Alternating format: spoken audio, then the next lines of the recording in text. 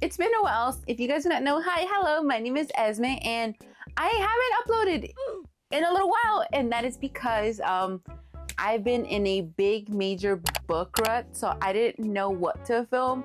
I also didn't know what to read, so I'm hoping, you know, these 26 books that I have around me, you know, hopefully it'll help me out. So these are the 26 books that I want to read in 2026. You may be wondering, 26 books, that's, you know, a big steep, don't you think? Apparently this year I only read 29 books, and apparently my original goal was 60. So I'm going a little bit easier today, but I split it up into two categories.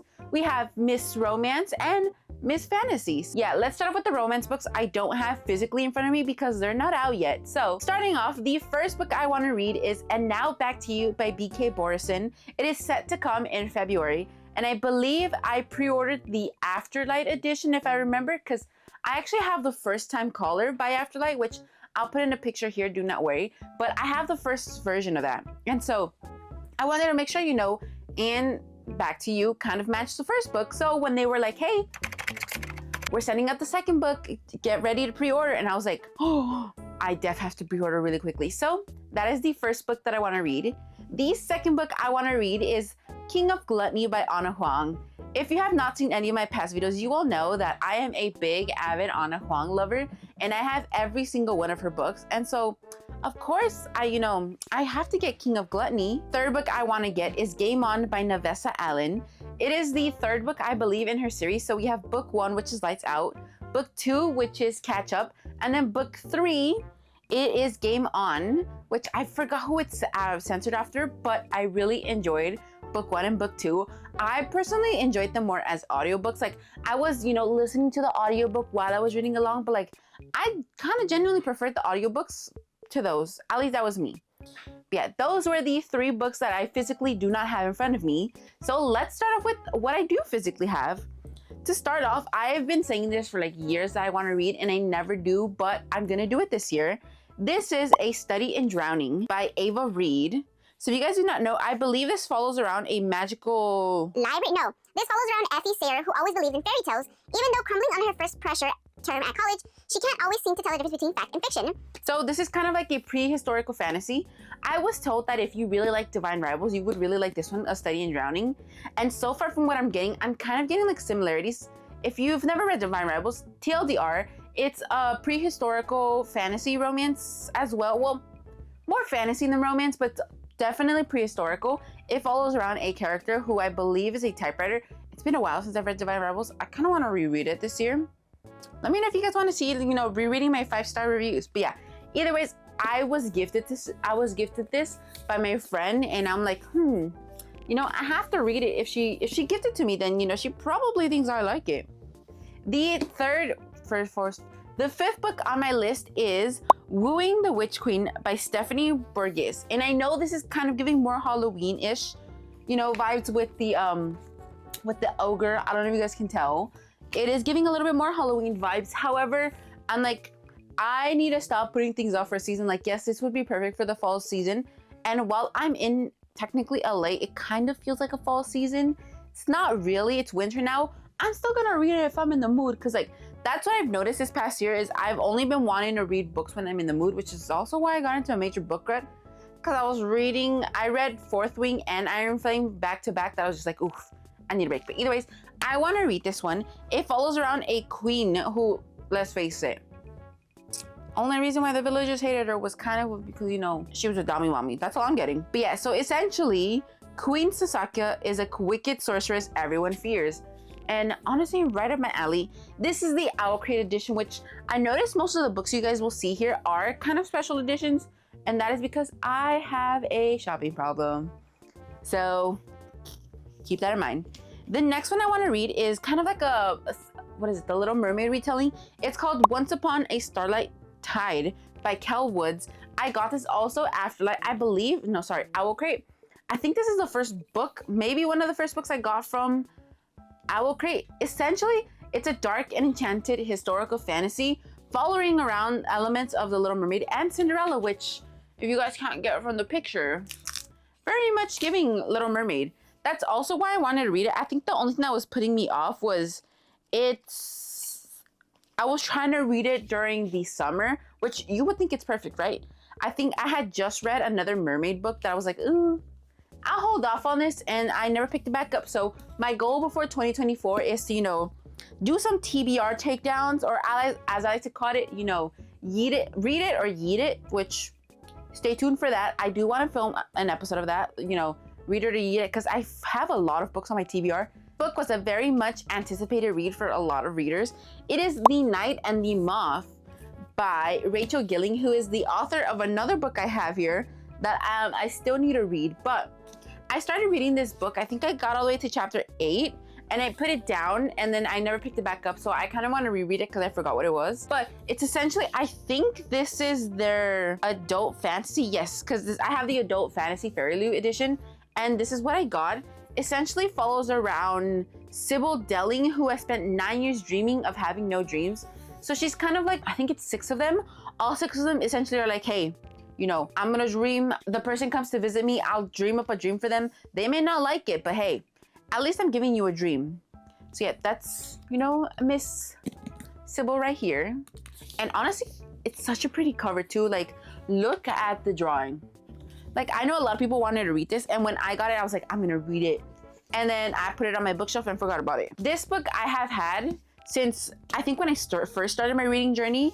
The only reason I haven't read this book is because I don't want the series to end. But the author announced that they were doing a novella, so I was like, you know what? I feel like it's finally time to read it. It is The Curse for True Love. I think I might reread the whole series before this, because I don't know why. I love Once Upon a Broken Heart series, but I couldn't get through Caraval. I don't know why. I ended up DNFing Caraval, and I've just watched like essentially summaries of what the first 3 books were about, and I don't know. I really love this version, and I have not wanted to read this book because it's the last book in that series, and it's one of my favorite series of all times. And I don't want to get hurt, so that's the only reason why I haven't read it. But yeah, this is A Curse for True Love. I really want to read it. The next book I have is also another, I think, very much anticipated release of 2025.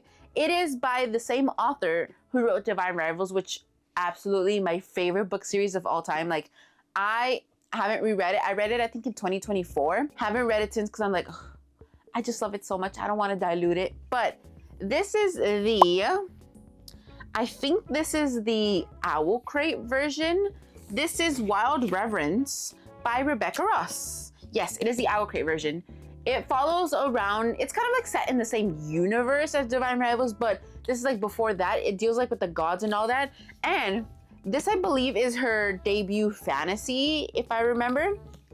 TLDR, it follows around Matilda. So one of the quotes I loved here is, "Dear Matilda, I wrote, I let the words flow for her.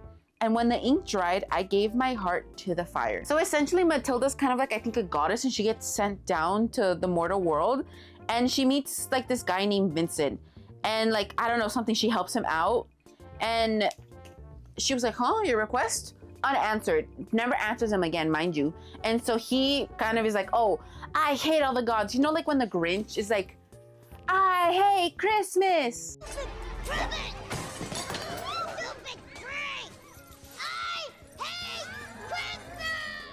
That's essentially what this is giving. But yeah, I want to read Wild Reverence, and I'm so excited. I just, again, haven't read this because book rut, and I didn't want to give this, I didn't want to give it a bad rating just because, like, I wasn't in the mood for it. The next one is another one by one of my favorite authors. It is Alchemy of Secrets by Stephanie Garber. I believe this is also their debut fantasy, if I'm correct. This follows around, I kind of get like, how do I say it? Like, this whole vibe gives me very much like Great Gatsby. Like, if you guys have ever seen that movie, it's giving very much Great Gatsby, and because it's like, you're here because of a story. It starts in a classic of an old movie theater, Folk 517, local legends and urban myths taught by a woman called the Professor. I'm like, I don't know, I think it's just like the actual like decoration of the book that it's giving me Great Gatsby vibes, but I love watching The Great Gatsby as well, so like, I'm genuinely excited to read this one. So, okay, I know I have a few more fantasy books. Where are they? All right, here it is. This one, I know everyone's already been on the second book, so I'm a little far behind. And that is because I'm intimidated by its huge size. That's what she said. A wink wink. But it is Quicksilver by Callie Hart. When I saw that they were releasing like the new covers, I don't know if I'm part of the small margin, but I kind of like, you know, the guy on the cover. Like, I don't know, something about like the new ones just kind of give simplicity plain. And while, you know, not judging anyone who does, you know, want the covers of simplicity, I didn't want the simplicity. So I bought this book, I think like last year, or sorry, the beginning of 2025 in like a book haul, if I remember. I bought it and I still haven't read it. And so I really want to read Brimstone because I've heard a lot of people that like, they have like good things about Brimstone. Some people not so much, but like, hey, I just want to read Brimstone, but to be able to read that one, I have to read Quicksilver. So I'm excited to read Quicksilver. Little TLDR, do not touch the sword, do not turn the key, do not open the gate. I'm already getting enemies to lovers from this, just from like that one sentence alone. Also, does anyone else do this where you just like put your nose in front of the book and just like twist it, just like so you could smell it? Like, I don't know, something about the smell of the books, it just smells great. All right, the next book I have, a lot of people have also read it. It is also the author of The Night and the Moth. It is One Dark Window by Rachel Gilling. And I saw that they finally added this book to Kindle Unlimited. And like, I don't know why I'm, you know, stalling. Like this, I feel like this book isn't that long either. It's like, what, let's see. It is 396 books. I've read romance books with more pages than this. Like, I don't know why I'm stalling, but like I've been stalling. I think I've had this on my books I want to read in 2025. Books I swear I'm gonna read before 2024 ends, and still haven't read it. So if I don't read this in 2026, I think I'm gonna unhaul it just because I'm keeping this as like a little diary where I'm gonna look at all the books I have. If I have not read it and I've owned it for more than 2 years, I'm gonna donate to my local library, which is what I always do with all the books I have, except special editions. Those I sell, and then if they don't sell, then I'll donate to my library. Alrighty. The next book I wanna read is a YA fantasy. I've read the first 2 books. I have read Lightlark by Alex Astor and Nightbane by Alex Astor. And I had bought this book before I found out that there was a 4th book. So I think this is, I forgot what book are we in. Books number 13 and book number 14. 13, 14. It is Sky Shade and Crown Tide by Alex Astor. I really love Lightlark. However, again, another thing with like Once Upon a Broken Heart, I didn't want to read Sky Shade if like, you know, it was gonna end. Like, I don't know. I have a thing where I'll like put off season finale episodes just 'cause like I don't want to end and I don't want to leave the world. So that's essentially what I did with Sky Shade, because I had assumed Sky Shade was gonna be the last book. And then she sends out an announcement, hey, you know, Sky Shade isn't the last book, it is Crown Tide. And so I was like, well, frick, I guess I'm gonna have to read it now. So I'm excited. This is also the 3rd book in the series, so I can't really tell you a little spiel about it, but all you need to know is how Alex Astor says, Lightlark is essentially if you mix the Hunger Games and I would say Divergent, if you mix both of those books together and then have them every 100 years do a type of, do like a type of tournament where one of them is gonna end up losing their powers in the end. That's what the first book is about. The 15th book I want to read is Assistant to the Villain, another popular book. This one I also bought at the beginning of the year. And since then, I've seen that they've uploaded or like they've published 2 more books. And so I really like how it sounds. It's kind of giving very much, not a high stakes fantasy, but very much like cozy fantasy-ish, where it's kind of like, I feel like we never find out any assistants from the villains. Like, who is a villain that has an assistant? I can't think of one right now, but I feel like we've never really hear from them. And so I kind of want to, but already, I believe this is the last fantasy. Yes. The last fantasy of the first half that I want to read is Wisteria by Adeline Grace. You know, again, I just finished Foxglove in I think October. Was it October? Yes, October. And I was like, I'm gonna take a little break just because it took me, I think, 3 months to finish Foxglove, and I really liked it. I don't know why it took so long. I think it's just because like that was the peak of like my book don't want to read. I just want to watch like YouTube videos about people reading, which, I don't know, Esme. I feel like you should be reading instead of watching people read, or at least read while you watch. You know, that's just me, which is funny because I'm technically just contradicting myself. But you guys get what I mean.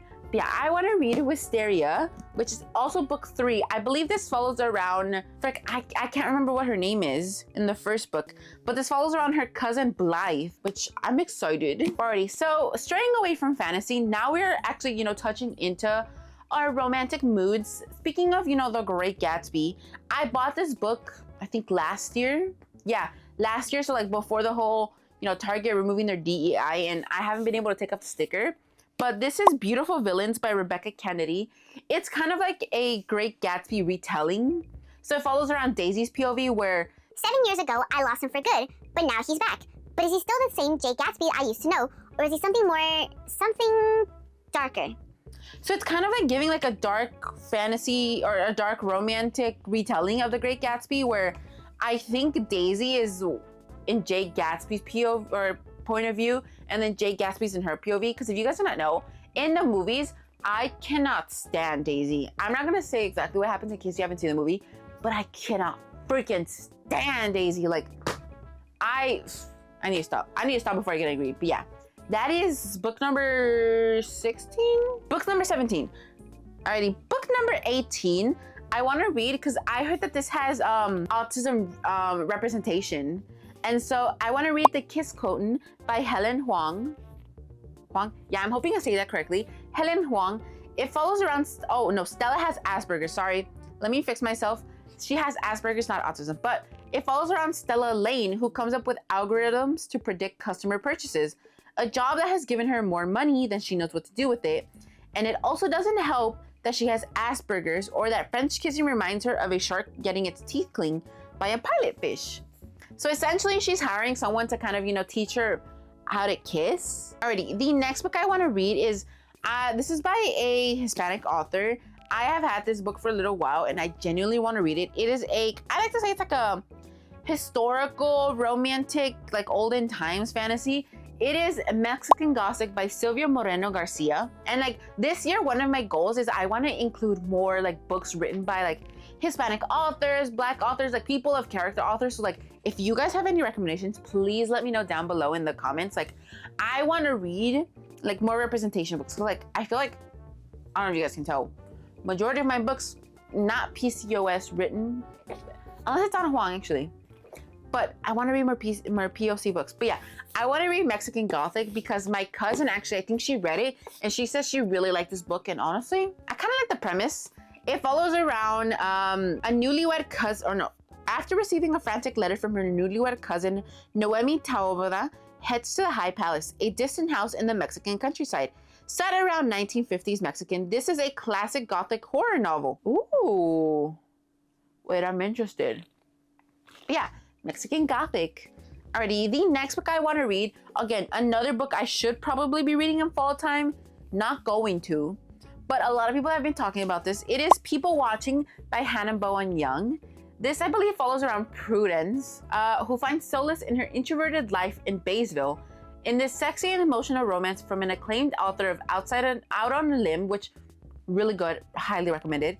It is a small-town woman's journey to spread her wings, intertwined with the arrival of an adventurous newcomer who brings out the best in her. Okay, period, queen.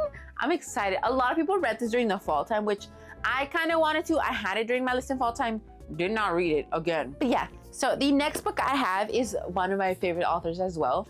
It is Soul Searching by Lila Sage, which again kind of gives off an like a Halloween-y vibe. Will I probably read it in Halloween? Maybe. Maybe I'll read it sooner. Who knows? But this essentially follows around this girl or this lady who goes by the name of Cullen, who I believe she can see ghosts. And then this guy, Bradley Cooper, is like, oh, like, why are you talking to yourself in the wall? Because like, you know how most people, you guys can't see ghosts. So he's kind of like, why is she talking to herself to that wall? And then, I don't know, what's your name? Collins is like, you can't be doing that. You're making me look weird. And then Brady's over here like, damn, she is looking weird. Like, that's kind of what the book is about. Alrighty, the next book I really want to read, this one, I actually do need to read it in the beginning of the year. I want to read Wuthering Heights by Emily Bronte because in February, we have the new Wuthering Heights movie coming out with Margot Robbie and, what's his name? He's in Euphoria. He plays Nate Jacobs. I'm blanking. Editing. Can you put the name here? But yeah, those two are gonna be in a movie for Wuthering Heights. And the trailer I saw, I'm like, oh, I love this. Like, I need to read the book. Just so like, I really like, if I know there's like a book or like a movie coming out of said book, I'm like, I'm gonna read the book first. Because in my defense, the book is always better. However, Bridgerton has proved me wrong that the show is better than the books. So, you know, there's some exceptions. Alrighty, the next book I want to read, they're kind of like, there's their own separate books, but they're still interconnected together. It is Mild High and Rewind It Back by Liz Tomford. I originally put these on my list because of a TikToker that I was watching. She hasn't uploaded in a while. I miss her. I forgot what her name is, but she was raving about these books. She's like, oh, these are the best things I've ever read. And if you guys do not know, I am easily influenced. I am very easily influenced. So I saw these books at Barnes & Noble, I think like a month or two ago. And I was like, oh, wait, that's the book that she was talking about. Let me buy it. Because I heard that they were like traditionally published. And not gonna lie, I really like how these look. I think there's 2 more books. I only have these 2 just because I'm like, okay, let me read these 2 first and then I'll add more. Because note to self, I don't have space on my TBR cards. I have 2, by the way. I don't have space on my TBR cards, so yeah, I want to read those. I believe they're both hockey romances. This one is Chicago Hockey, and I believe this one is, yeah, they're both set in Chicago. However, this one follows a guy named Sanders, and the girl I believe is a Stevie. Her name is Stevie. She's a flight attendant. This one follows around Rio DeLuca and how he's her brother's best friend. I think that's what I'm getting from this one. But like, chat, look at these sprayed edges. Like, hello, these are the cutest things I've ever seen. Sorry, whenever I get excited, my voice starts getting a little higher. Alrighty, the second to last book I want to read, been on my TBR for like a while. I started reading it, put it down, forgot about it, but I want to read Butcher and Blackbird because I have her other book, Tourist Season, but I haven't even read Butcher and Blackbird, so I'm like, I can't read Tourist Season if I haven't even read Butcher and Blackbird, which I heard is a lot of people's favorite, so don't let me down, people who've recommended to me. And the last book I want to read is, this is the first book I have of this author. I haven't read them, like their books at all, but it is God of Malice by Rena Kent. I saw that Larry on TikTok raved about the series, so I'm like, okay, let me check it out. Like, I'm excited. It is a dark romantasy, which I read kind of a lot about dark romantasy, but like kind of not. So like, hopefully this is good. By the way, if you guys can hear any construction in the background, my neighbors are constructing and I despise it. But yeah, so if you guys can't tell, these are all of the books I will be reading in 2026. But already, if you guys have read any of these books, please let me know down below if you guys liked it. And I'm hoping to upload more in 2026, which if you guys can't tell, I'm in a brand new room, so I have more space, so the creative juices are flowing. But alrighty, thank you guys so much for watching today's video, and I will see you guys again in the next one. Bye, besties. There must be something that